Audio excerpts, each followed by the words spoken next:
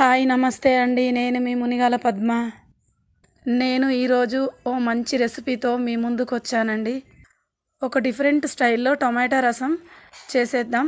అలాగే దానికి కావలసిన ఇంగ్రీడియంట్స్ ఏంటో చూసేద్దాం రండి. కట్ చేసిన టొమాటో పావు కేజీ మిక్సీ పట్టేసుకొని ఆ మిశ్రమాన్ని ఒక గిన్నెలో వేసేసుకోవాలి. దాంట్లో ఒక గ్లాసుడు వాటర్ పోయాలి. అదే గిన్నెలో 4-5 కట్ చేసి పెట్టుకున్న పచ్చిమిర్చి చీలికలు వేయాలి.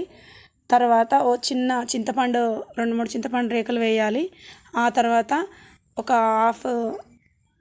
ఒక చిన్న సైజు ఆనియన్ కూడా కట్ చేసి అదే గిన్నెలో వేసేసుకోవాలి. అలాగే పావు టీ స్పూన్ పసుపు, 1 టీ స్పూన్ కారము, రుచికి సరిపడేంత సాల్ట్ వేసేసుకోవాలండి. ఆ తర్వాత స్టవ్ ఆన్ చేసి ఈ గిన్నె పొయ్యి మీద పెట్టేసుకోవాలి. కాసేపు మరగనివ్వాలి.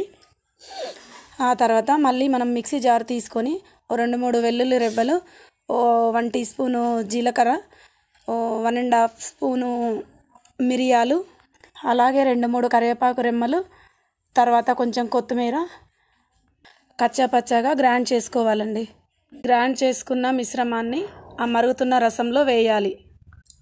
తర్వాత మరో ప్యాన్ తీసుకొని దాంట్లో 2 స్పూన్ ఆయిల్ వేసి పావు టీ స్పూన్ మెంతులు, 1/2 టీ స్పూన్ జీలకర్ర, ఆవాలు, కొంచెం కరివేపాకు, 2-3 ఎండుమిర్చి ఇవన్నీ వేసి తాలింపు వేసుకొని తాలింపు రసంలో వేయాలండి.